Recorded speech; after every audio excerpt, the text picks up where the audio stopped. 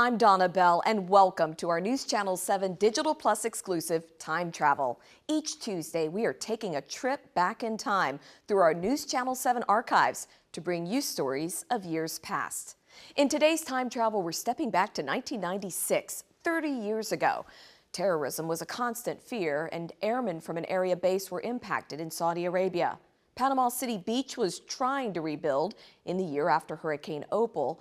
And the Indian Summer Seafood Festival was one of the area's premier events. Our cameras captured it all. So sit back, relax, and enjoy this News Channel 7 trip back to 1996.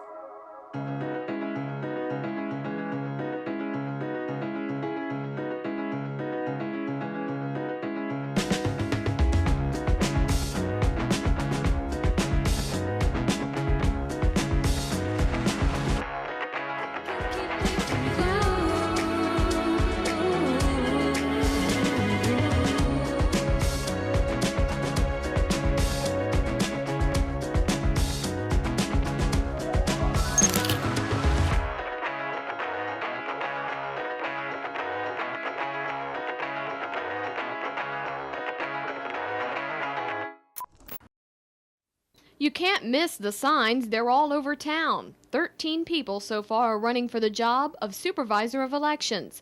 They all want to be the one who oversees voter registration and the election polls in Bay County. But many locals are surprised to hear the salary for this much sought-after position is over $67,000. What do you think about that? Gee, I don't know. I'd like $67,000 a year. That's quite a bit of money. But I think that that's a position that should be worked up to, or that amount of money should be, worked up to, not starting pay. What do you think starting pay should be? Maybe about 30. That position gets paid over $67,000. Do you think that's too much? That's too much, yeah. I think it would be too much. But the Supervisor of Elections salary isn't negotiable. It's a salary set by the state, not the county. And the pay scale for all constitutional officers varies from county to county and is determined by state formulas. The county commission has no control over that. The constitutional officer has no control over that. The Supervisor of Elections may get paid more than $67,000, but that's not even the highest amount paid to an elected official. The property appraiser, clerk of court, and the tax collector all get paid more than $79,000. I think from your average citizen, myself being one of those, I think it does seem somewhat high, compared to what your average person in this community makes. Like it or not, this is one salary in our local government not likely to change. In Bay County, Donna Bell, News Channel 7.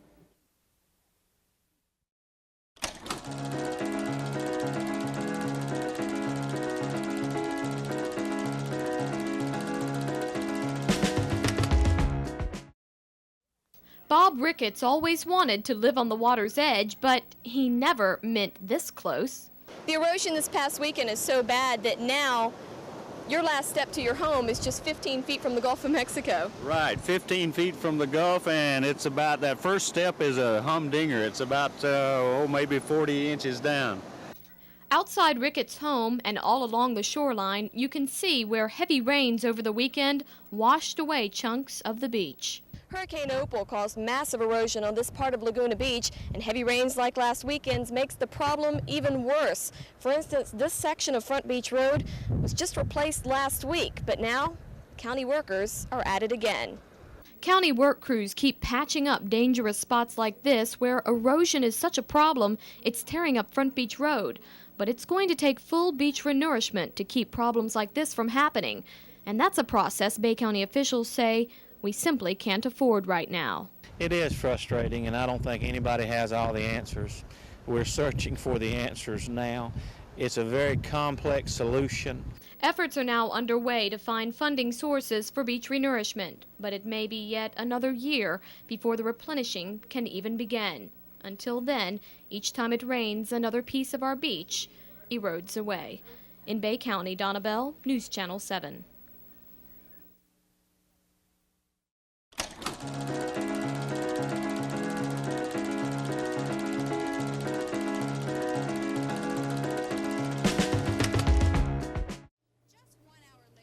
family and friends of over 49 airmen waited anxiously for their loved ones to come home as they breathed a sigh of relief, thankful they had someone to greet at the airfield. As 6 F-15s arrived, Squad Commander Lieutenant Douglas Cochran eased into the missing man formation in honor of those who didn't come home. Minutes later, flight-weary pilots taxied to a halt and stepped foot on American soil 4 days after Tuesday's blast. Just 1 hour later, 43 of the seriously injured victims of the bombings arrived on a C-141. Of those 43, 9 will be transported to Eglin Hospital. Some could easily walk off the plane. Others had to be gingerly carried to ambulances and C-9s ready to transport those not staying at Eglin to other Air Force bases. Victims say they're thankful to be home, but memories of the bombing will be etched in their minds for a long time. At Eglin Air Force Base, Andrea Don, News Channel 7.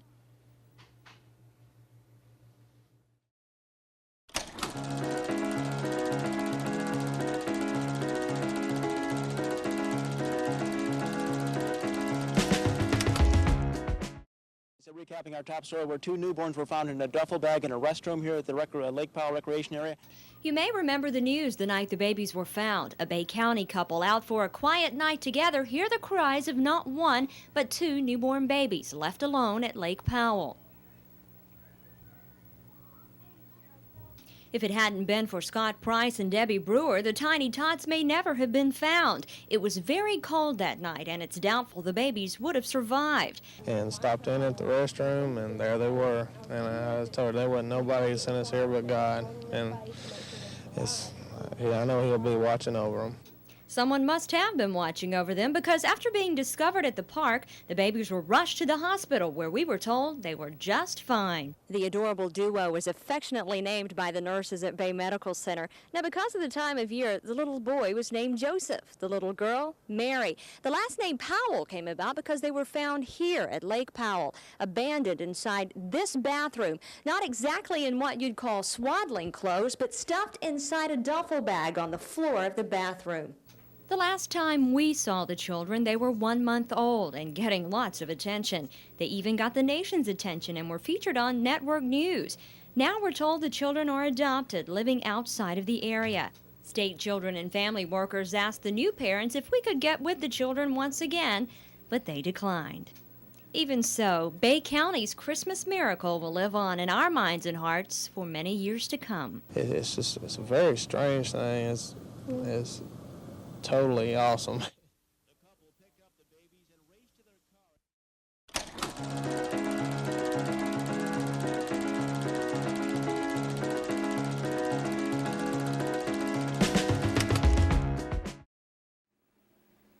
It's the bait that lures tourists here beyond the busy season, making Panama City Beach known for more than its shimmering sands and emerald waters. It's filling the beach up. We had people riding the beach at 4 o'clock this morning. The motels were packed. There's a big crowd here today. The weather's great, and it helps us. It's a big 3-day weekend for us now.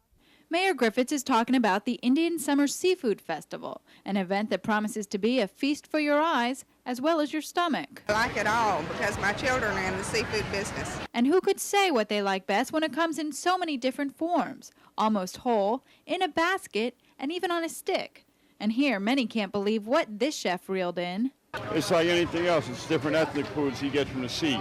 I mean, you go to Greece and Spain and whatnot, and even Japan, and that's one of the main staples.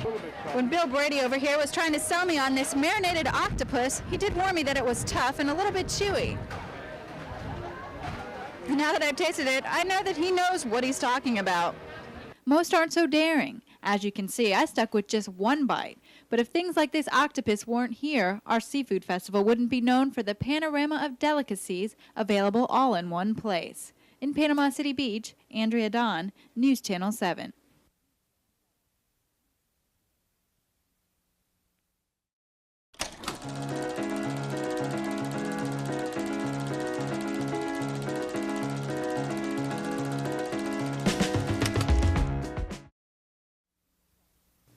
The rattle and hum of construction is not annoying to people around Seaside.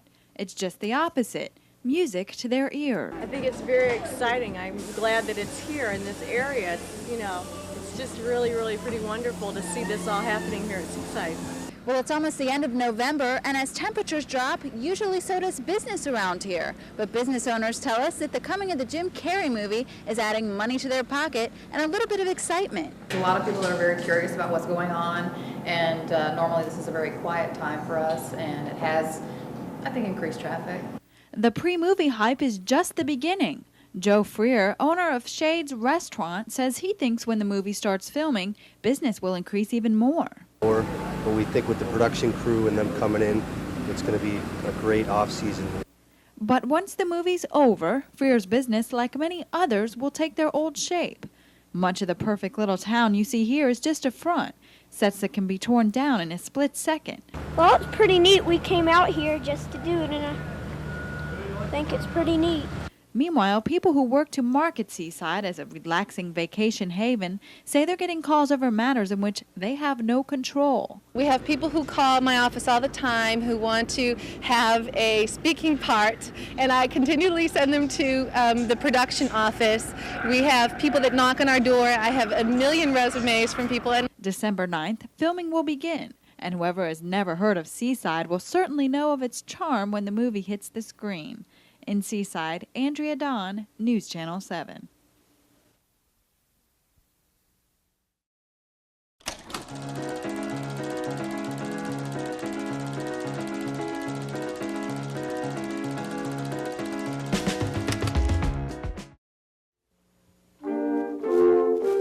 Gary Nichols teaches band at Surfside Middle School.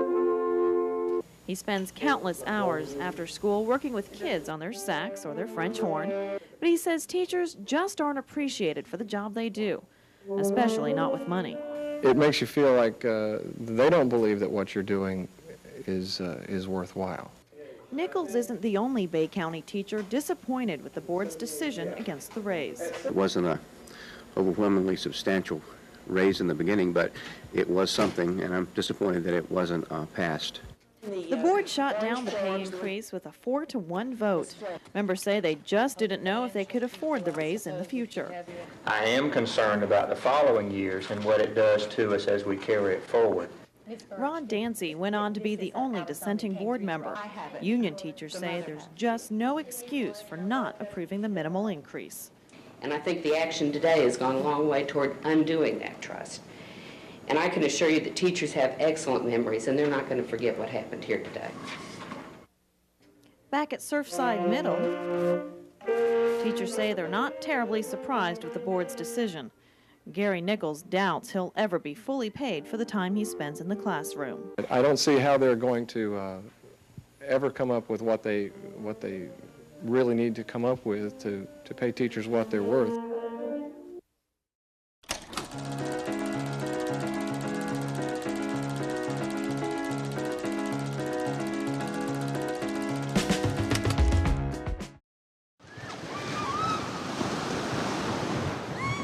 The thought of jumping into the chilly Gulf in February probably seems crazy to you, but for these Canadian spring breakers, the party's on. This is so warm. We're used to swimming up in the North Pole, you know. Dig a hole in the ice to jump in. Pretty good. After driving for 24 hours to bask in the warm sun, these spring breakers were expecting the warm temperatures, but what they weren't expecting was an annoying noise that's overpowering the sound of the tide. Here at the Holiday Inn, among the sun seekers are work crews, sawing and hammering away at new decks, tiki huts, and railing, some of which were washed away by Hurricane Opal. A lot of damage from the weather last fall. Nice hotel, though. I was wondering if the hurricane had happened yesterday or last week or something. That's because so much work's still underway, but hotel owners tell us the renovations aren't keeping the crowd away. We have gotten the word out pretty well, and I think for most students, we've clearly sent the message that Panama City Beach is still the spring break capital of the world, and we're alive and well and going to have the best spring break over in '96. And as the days pass and the weather gets warmer, construction workers will pick up the pace, hoping to make this scenery a little different for the next wave of spring breakers. In Panama City Beach, Cynthia Demas, News Channel 7.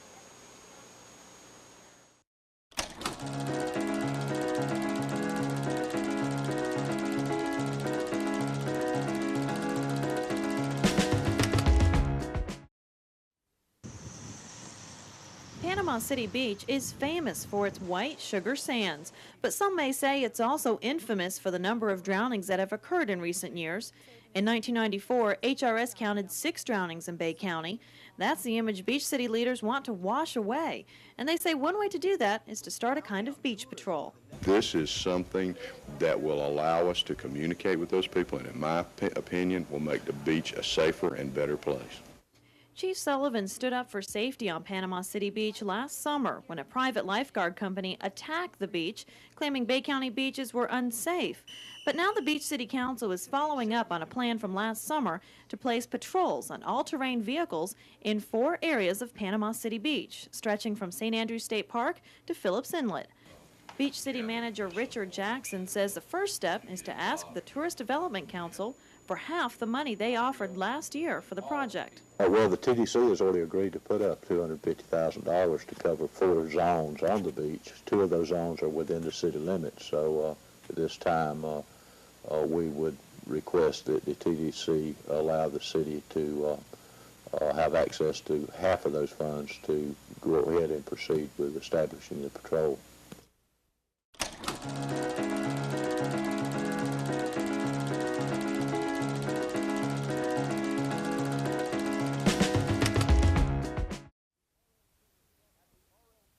At the R.L. Turner Clubhouse tonight, members of the local community were talking about what a great run the kids had.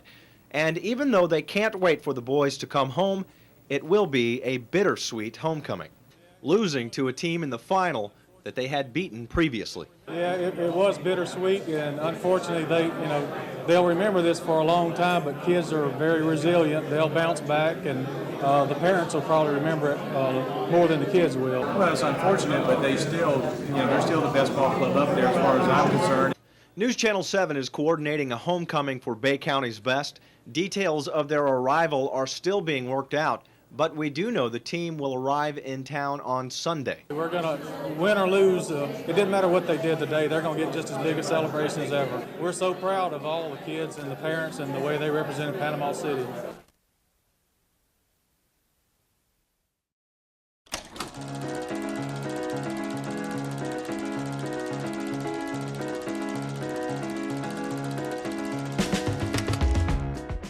Moment that everybody has been waiting for.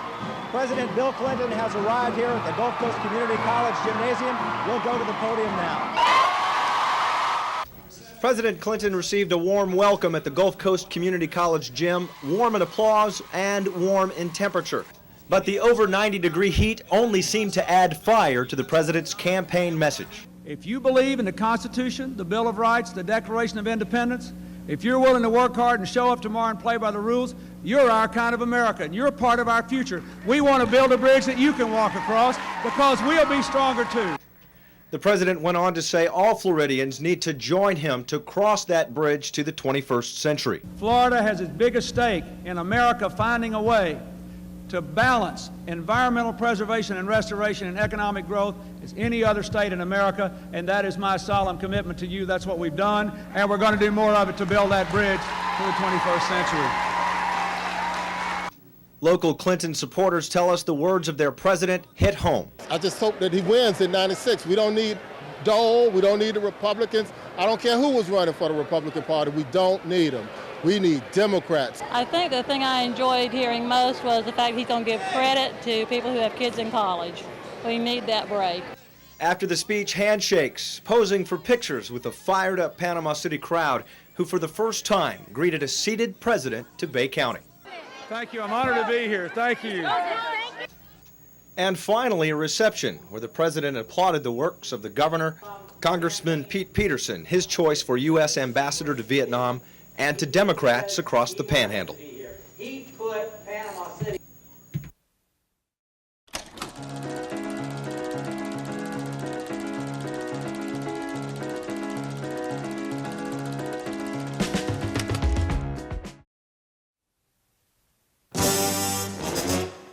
He's the most wanted thing in the U.S. He looks kind of suspicious, almost criminal. Thousands of people are on the hunt for the perfect toy, and he is it. We asked every store in Bay County if they had a Tickle Me Elmo, and they aren't only sold out, you probably won't see another Elmo on the shelves until well after Christmas. These little Tickle Me Elmos are made in China, and we're told 1 million more of them are headed for the United States, but Tyco tells us even that will only meet half the demand. Oh, boy!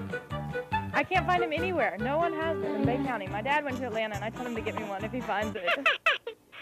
I think he's kind of cute. I think that there'll be kids that'll be scared to death of it, but... That tickles. Yeah. And he shakes, so that's cool. A cool place to go if you're hot on the trail of a Tickle Me Elmo is the TCBY on 23rd Street. For a $1 donation to the United Cerebral Palsy, you might get a chance to win a raffle for one of the last in Bay County. Who'd have thunk it? A giggling furry doll would cause this. When it comes to Christmas shopping this year, Tickle Me Elmo is definitely getting the last laugh. That tickles.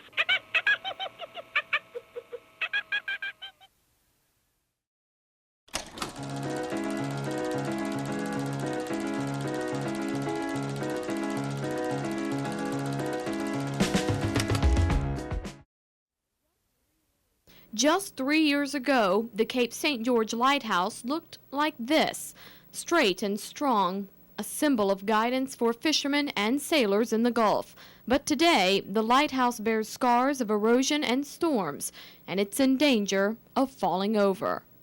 There will be a time, and nobody can guess how long it's going to be, but as fast as it's deteriorating, you know, I don't know how long it'll last. So it's a shame. It's a shame. Apalachicola Times manager John Lee says the shame would be in allowing this historic structure to fall. That's why he is spearheading an effort to save the lighthouse, which, little by little, is starting to crumble. It doesn't make sense to me that this would be allowed to continue to deteriorate. It just doesn't make sense. This is the remains of the lighthouse keeper's home. It was built in the 1840s and Hurricane Opal finished it off. But Opal didn't destroy the historic lighthouse. However, day by day, its time is certainly limited. If we don't get it fixed before next storm season, I'm certain we'll lose it, and it may not last that long. The foundation is just not there. Woody Miley works with the Department of Environmental Protection, and he says if this lighthouse falls, it will cause major environmental concerns. Well, this is a major nesting area for listed sea turtles, so if it falls, the debris will have to be cleaned up. It'll block nesting habitat, and it'll have to be removed. And cleaning up this mess, if it falls, will be a major task and an expense that could come close to the cost of saving it. If it falls into the Gulf, it could shift the sand flow and cause more erosion on an island that is already melting away. But there is still time to save a structure that carries memories for those who have sailed by its light. I've become attached to it. I use it when it was working for fishing, so I have an emotional attachment. That emotional attachment is felt by many who know this lighthouse, many who will be sorry and sad if it falls. We're running out of time. If we don't do something soon, it's all going to be for naught. We hope you enjoyed this trip back in time. Join us every Tuesday for this time travel exclusive only on News Channel 7.